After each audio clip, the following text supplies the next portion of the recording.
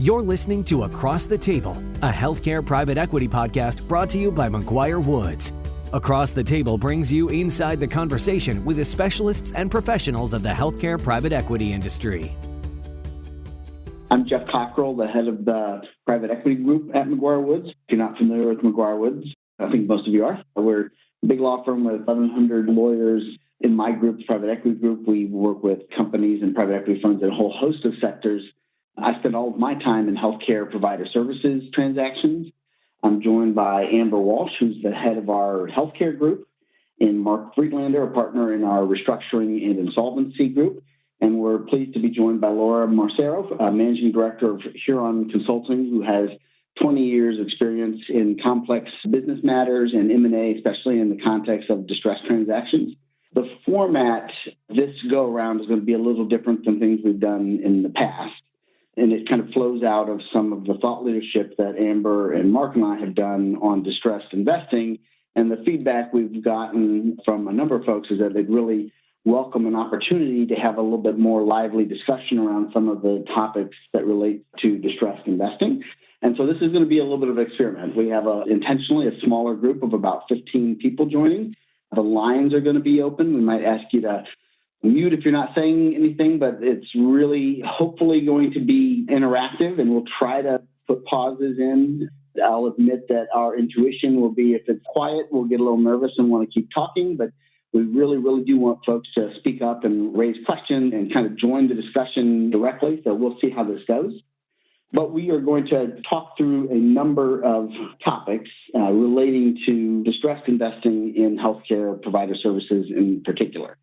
And with that, so you had kind of kick us off, Mark, Laura, Amber, and others, please feel free to jump in. Maybe start by talking a little bit about some of the types of companies or characteristics that will find themselves in distressed transactions. Mark, maybe start with you to just kick us off in the discussion. Sure. Good afternoon to everyone. My name is Mark Friedlander again. And in the distress space in general, healthcare in particular, what we are seeing more than anything these days is two kind of current trends. The first is a significant number of healthcare providers in the sector overall have been affected by COVID. And that's not a great shock or surprise to anyone on this call at all. Beyond that, even before COVID, there were any number of healthcare operations that experienced some combination of very tight liquidity and or excessive leverage. And what we are seeing is the intersection between the advent of COVID and that excessive leverage or very tight liquidity coming together to basically form the perfect storm where you have providers that haven't been able to operate, have overly leveraged balance sheets, very tight liquidity in the first instance, and are now desperate to find liquidity sources and or M&A partners. So Laura, I don't know if you have anything more general to add about what life looks like these days in your world, but that's kind of how I see the majority of things that we're addressing on a distressed basis in the healthcare space. Yeah, Mark, I agree. We're seeing many of the same trends. I think, due to the steep reduction in the elective procedures, whether it's outpatient or in the hospital setting, healthcare has come under a tremendous amount of pressure. And as you noted, the over-leverage had been apparent for quite some time in this space. So it truly is a perfect storm. That's a great descriptor for it. And what we're seeing is that, as the lenders are starting to deal with some of these distressed situations now kind of coming back up from the immediate triage that was necessary when COVID first hit. Now they're pivoting really within the last couple of weeks to a month into looking for solution sets, and in some cases, incredibly quickly, just due to the liquidity needs of the business and whether there's a sponsor there that's willing to contribute. But in the cases where the attention is being turned solely to the lender to be the source of the solution, for we're seeing that the lenders are encouraging and in some cases requiring transactions to bring a new party to the table to assist with that. Mark or Amber, it would seem that there might be some differences as well, because you think of, like, say, a dental practice or a dermatology practice where they've been really unable to meaningfully see patients for a period of time. I can see how that would create a very significant liquidity problem. But there's another level where eventually these restrictions are going to be lifted and people are going to go back to the dermatologist, they're going to go back to the dentist, and there may be still high quality underlying businesses there. How do you see people thinking about the difference between something that needs to be sold in a relative fire sale versus something that they need to find a solution to bridge through to better times that feel like they're not too far around the corner? I'll give some initial thoughts on this. I think you're right. I think it's still going to be a decision on whether or not this particular, not just this sector, but this sector and this particular operator in this sector have the solid qualities that would have made a good investment 6 months ago. There are going to be some sectors that probably don't bounce back or take a very long time to get there. The super electives, the medical spas, et cetera, whereas others have the opportunity to bounce back much more quickly. And so you can continue to look at the same factors that always made them a solid business, but whether or not that particular operator is in a position to do the things that they're going to need to do to operate effectively in the new operations world, because nobody that comes back is coming back in the same way. So you're going to be vetting out in diligence all the opportunities you have to use telehealth, what sort of restrictions you're going to need to put in place on your operations, the extent to which you can bring your staff back online quickly, or whether or not your staff has kind of dispersed out. Seems like it's going to be a very similar analysis. And one quick example of one very public recent deal in this regard is the sell-off by Mednax of its anesthesia division. That was a very quickly kind of put-together sale where their anesthesia business, as most people know, made $1.2 billion in revenue last year, and they were already projecting in April a loss in 2020 of up to $250 million. So that huge swing. But yet it's still a very attractive area that Napa then gobbled up for a very low purchase price of $50 million. So that's an example of what you're talking about, Jeff, of it's an attractive area still. Those that can gobble up will be doing it. Mark, I don't know what you're seeing or how you do that.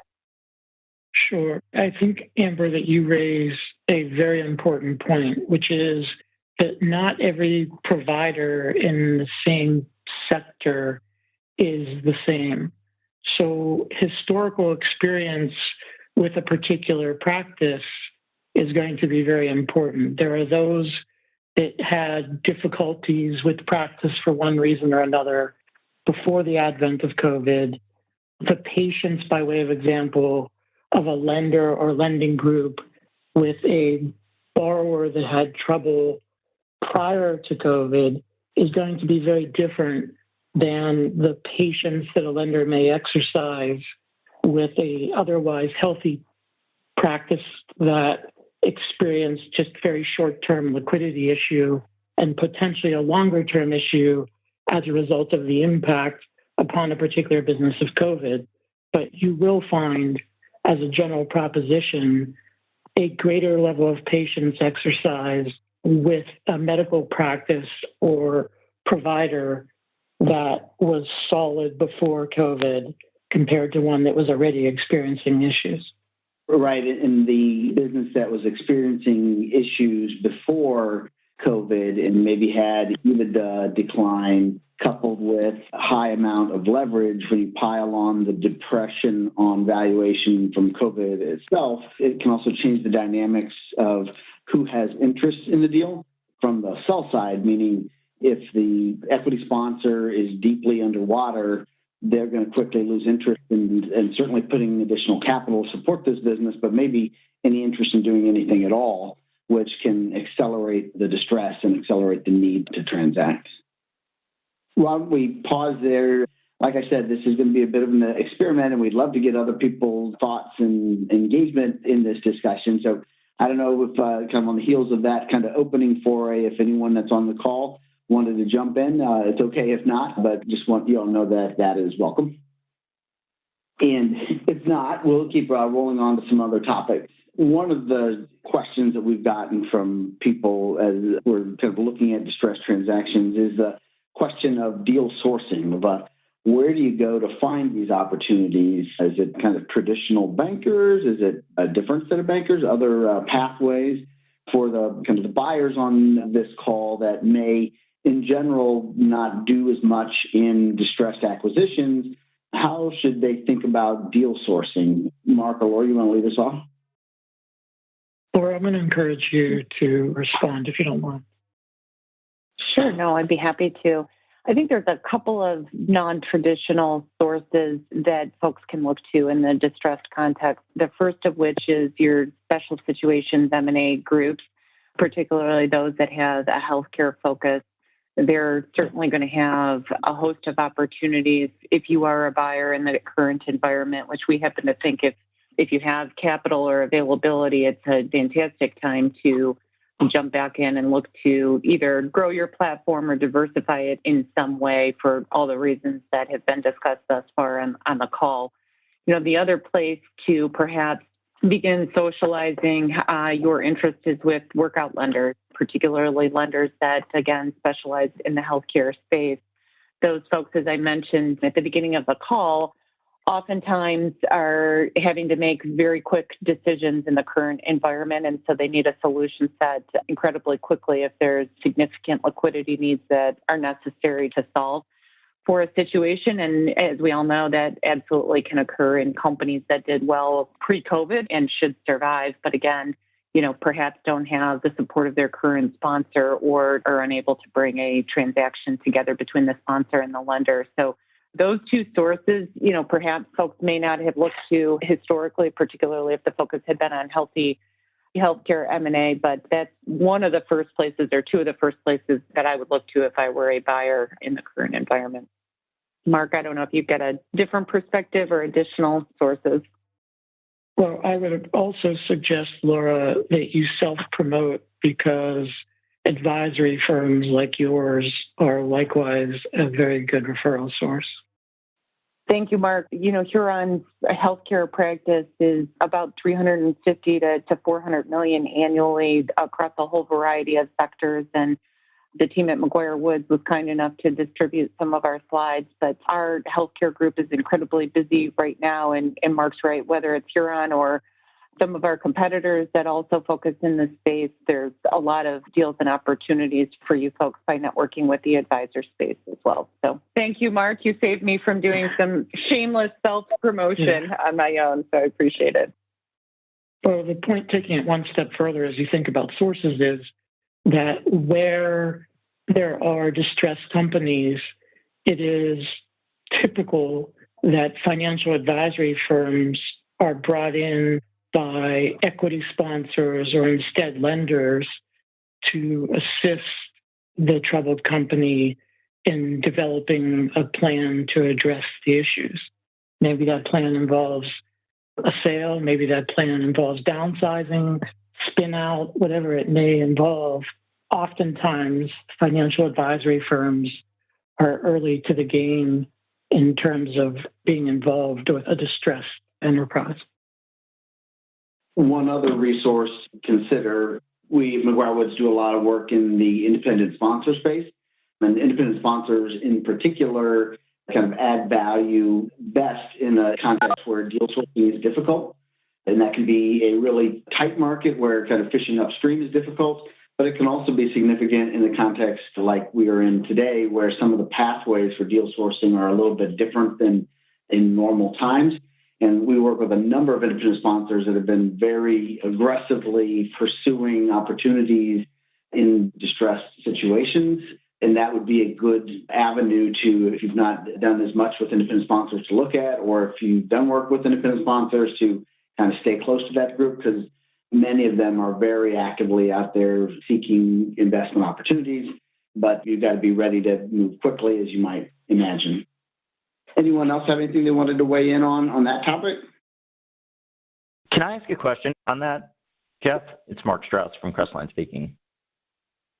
Given the concentration and the growth of the private credit markets and direct lending in this cycle versus perhaps prior cycles where you're, club deals, and look, in the liquid markets, it's something very different, but just thinking middle market where you're likely to have a smaller group of lenders, how do you all foresee many of these shaking out? Is it going to be more for sales because the lending groups can act more quickly and, more of this is going to transact for M&A? Do you think this will be workouts and refinancings? And look, it's going to vary credit to credit and situation to situation, but are you starting to get a sense of how lenders are thinking about these, just given also the volume constraints that people are going to have and focus and attention? Sure. I'll start, and then if others on the call want to weigh in. I think it also depends on kind of who's out of the money and by how much. If the sponsors are out of the money, they're going to quickly lose interest. And if the lenders are themselves not getting fully repaid, they're going to behave very differently in that. And the worse the distress, the more, in my kind of experience, people are going to be looking for a fast sale and everyone's going to be wanting to kind of wash their hands of it. But Mark, how would you answer that question? Exactly aligned with what you've had to say, Jeff. Where the fulcrum equity lies is really going to be the driver. And unfortunately, in the current environment, the fulcrum is pretty high up the capital stack in any number of entities and enterprises.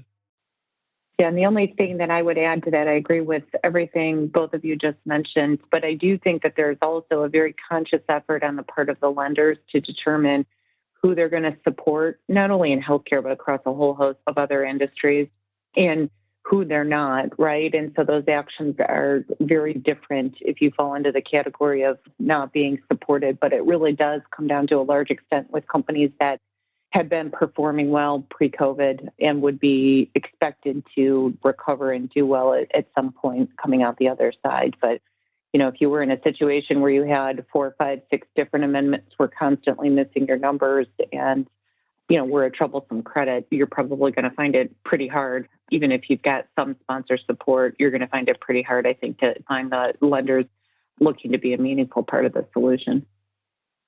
So in consideration being paid for transactions is obviously important, but in distress scenarios right now, frankly, the speed at which a party can move and the certainty of closing on M&A transactions is valued almost as much as the actual consideration proposed to be paid. So speed and certainty are really paramount under current circumstances. One other dynamic I would add is that in the several that I've seen, I think when the credit is more heavily clubbed together, that you diminish the interest of all of the participants, which makes having a lender-based solution a little more difficult to orchestrate. It's a limited data set, but that's been a dynamic that I've seen that can have an impact on how people behave and kind of their interest level in being a part of the solution. I don't know if that answers your question a little bit.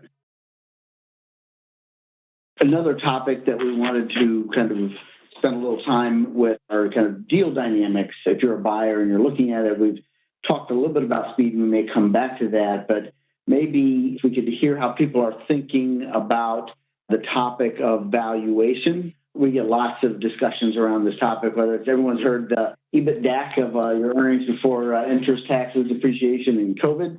I don't know how far that gets you, but Laura and others on the call, how are people thinking about valuations in an environment where the trailing 12 months is kind of a weird dynamic? Yeah, so what we've seen thus far is it's a little bit surprisingly so, but the multiples have held up for the most part. But what people have taken kind of a sharper pencil to, if you will, is that EBITDA, and in particular, the go-forward EBITDA. So, it has tended to be less on the historical for all the reasons that we all could comment on this one, and more about what's it going to look like going forward whether it's the protective measures that limit, the number of patients in any setting that can come in, whether it's the increased cost due to the PPE that folks are going to have to, the service providers are going to have to wear. The performance is expected to look, even again, for, folks that should recover and come out the other side of this, the revenue is going to look different, and so is the EBITDA. And so that's where we've seen greater pressure, while the multiples, again, have remained, at least thus far, somewhat constant.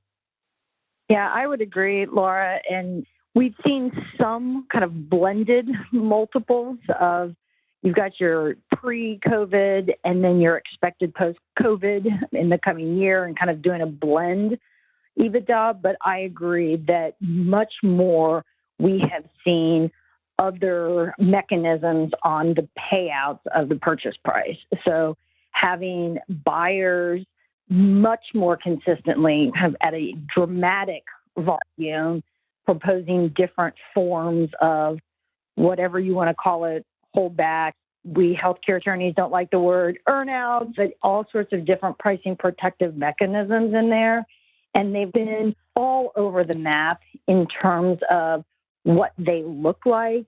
And anytime you're going to have one of these pricing mechanisms, of course, depending on how much government pay there is, what type of business it is, going to put a little bit of regulatory pressure on the deal. But we have buyers being much more insistent on being able to protect the business risk and accept a little bit of regulatory risk. Sellers being willing to do that so that they ultimately can still get what they perceive as the full value of their business. Those that are optimistic that in that coming year, 18-month period, whatever is the measurement period, they're confident that they're going to be able to come back. To that point on the regulatory side of earnouts, over the last 5 years, there's always been a lot of reluctance to use earnouts in provider services transactions, but there's always been some edges where you're in shades of gray, which is the nature of healthcare transactions. And to Amber's point, both the appetite for buyers and sellers, and frankly, the legal bar has been taking steps on a branch that a year ago would have been less likely to see taken. And it's still evolving, and it makes people nervous, but sometimes those sort of contingent purchase prices are a necessary pathway to really come to agreement on value. And furthermore, some of the shades of gray are looking at kind of intent-based analysis. Or is this payment intending to induce some referral or something else? And it's much easier to wrap your head around the intent of an earnout really being a party's trying to arrive at a valuation in the midst of a pandemic, and some of those intent-based analysis get a little bit more palatable given what's going on. As far as other kind of deal dynamics, Mark, you talked a little bit about speed. How would you describe kind of the speed necessary or pathways necessary? Because I always feel like there's elements where you have to be much quicker, and then there's going to be also procedure elements that are not as quick. How would you talk about speed in the context of a distressed deal? Sure. So in many instances, both within the healthcare sector and outside, a troubled company's liquidity is really a driver for a transaction. And in some circumstances, a suitor or purchaser is able to help bridge liquidity. And in that event, there may be a way to perform diligence on a more traditional type of course in terms of timing. Where there isn't an ability or desire to bridge liquidity, then most often the company's ability to survive day in, day out operations for those that have reopened their doors in the healthcare space really is going to drive transaction timing.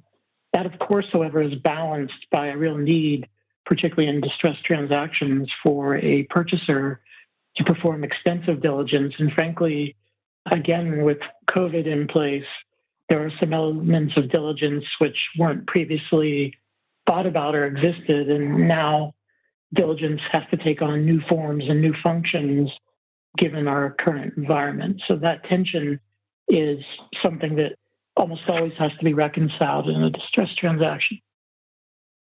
Another dynamic that I've encountered, and I'll be curious to hear if others have experienced as well, is that the evolving market for rep and warranty insurance has been a real meaningful bridge on risk allocation topics. I've got a couple transactions running right now where basically all of the proceeds will be flowing to lenders who have not been in the operation of the business. Maybe senior management's in place. Maybe it's been a turnaround consultant that's been working on the management of the company. And in the context of a distressed transaction, there may be nobody that is going to be able to stand behind operational and liability reps and warranties. The lender is usually not going to do it.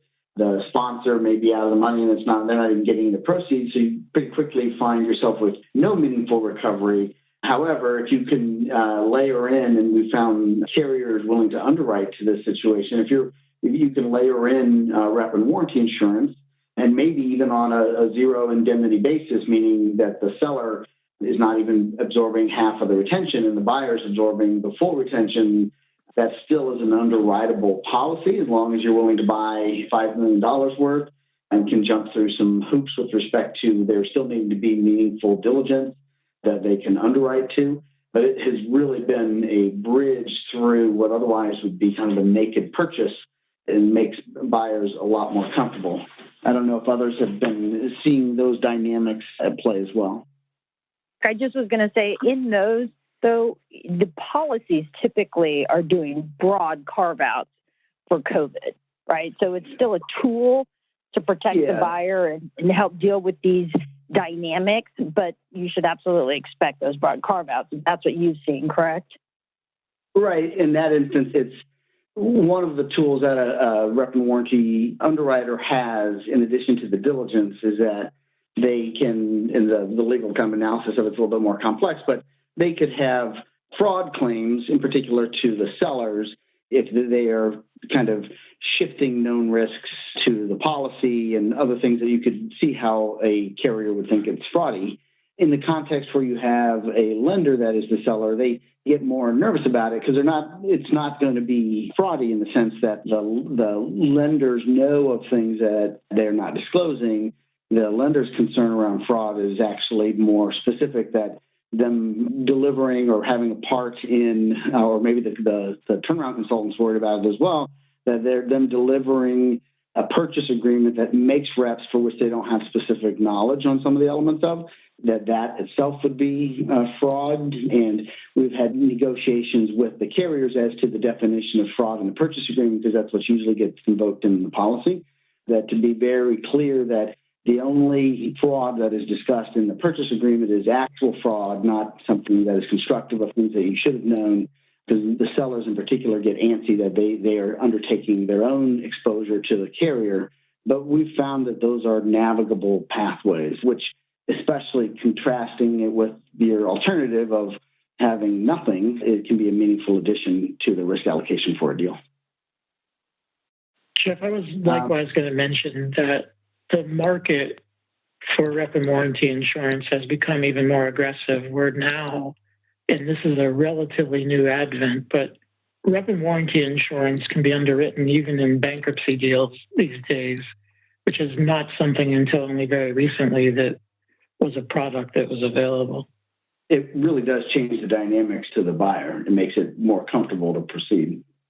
One question, Laura, Mark, Amber, I'll send your ways, is there been anything as this has unfolded, whether we're talking distress transactions or the impact of this pandemic, that has been surprising to you as it's unfolded? It's a good question. I think that perhaps the surprise was more, early on, just in terms of different viewpoints on the impact it was going to have here, certainly in the U.S. I think some folks took it as a more serious impact to their business and certainly to the U.S. economy than others did. So, but I think overall, just the length of the interruption to the businesses as a whole hasn't necessarily been a huge surprise to us. I think where we've seen most of the discussion thus far has been on the differing viewpoints on what recovery looks like.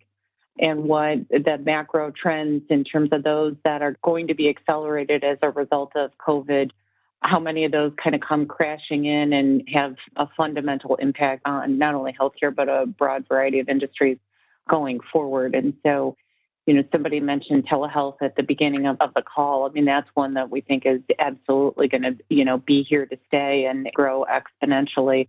So what aspect that has on a particular business, I think is something folks should, really look to as well as a host of, what social distancing stays in place and what it means for the top line and revenue as well as, cost makeup of some of these businesses. So I think really that kind of the differing viewpoints on some of those issues and, the length of recovery, I think is more what's been surprising to us. Some folks still think it's going to be very much, a quicker recovery and some more of a U, but that seems to be where a lot of the disconnect, surprisingly so, has been, at least from the conversations that we've been involved in.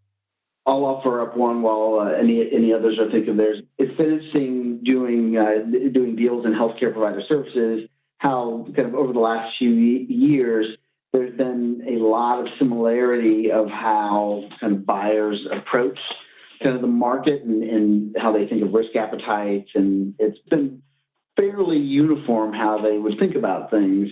In the midst of this, the responses have been much more varied in the sense that different sponsors have had very different risk appetites to get back involved in doing acquisitions. There are some who have been of the mind that this is a real buying opportunity and that things in distress can still be things of value and have been pretty aggressively in that mix. And others have been a little bit more circumspect and less desirous of jumping back into acquisitions as quickly. And I chalk that up to different risk appetites, and there's certainly not a right or wrong answer to that, but it's been an interesting dynamic to see given how more uniform people's approaches have been prior to this. Mark or Amber, any surprises in your minds? I would say, Jeff, that the extent to which equity sponsors, where before their platform just plain and simply was not one that they ever looked at or considered distress, that there has been, if not a seismic shift, a significant shift in any number of sponsors where before a distressed deal was not something that was within their investing parameters, and now more and more funds, without question, are giving good hard looks at distressed transactions. I will just offer something that I think is actually amusing. It's an interesting BD technique, but Jeff, you mentioned, and I think that's right, kind of the three different categories of investors and how they're viewing this. What I think is really interesting and has surprised me is in that category of investors that is ready to, go forth full steam ahead into those sectors with which they are quite comfortable. Clearly, they still need to do the buyer side protections. They're doing their diligence a little bit differently. There's the pricing techniques that we talked about earlier. But the interesting part to me is how quickly some of those buyers did a complete reformation of their pricing process, their BD, their diligence, and have rolled it out under the mantra of, this is how you do deals now. This is just the way it is. It's impressive and interesting. Those that have spent a lot of time with their boards and their deal teams of, this is how we do it. We're not going to vary. It's the new way of doing deals exactly like this. I think that's been really fascinating. For sure. Well, with that, I think we'll bring this to a close. This has been a fun experiment. Thank you for those that participated, and we're hopeful that this will be the start of a dialogue. So if you have kind of further questions or want to kick around any of these ideas with me or Amber or Mark or Laura, shoot us a note. We'd be happy to continue the dialogue. We hope this has been helpful.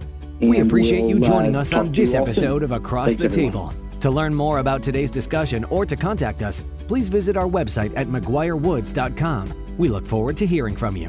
This podcast was recorded and is being made available by McGuire Woods for informational purposes only. By accessing this podcast, you acknowledge that McGuire Woods makes no warranty, guarantee, or representation as to the accuracy or sufficiency of the information featured in the podcast.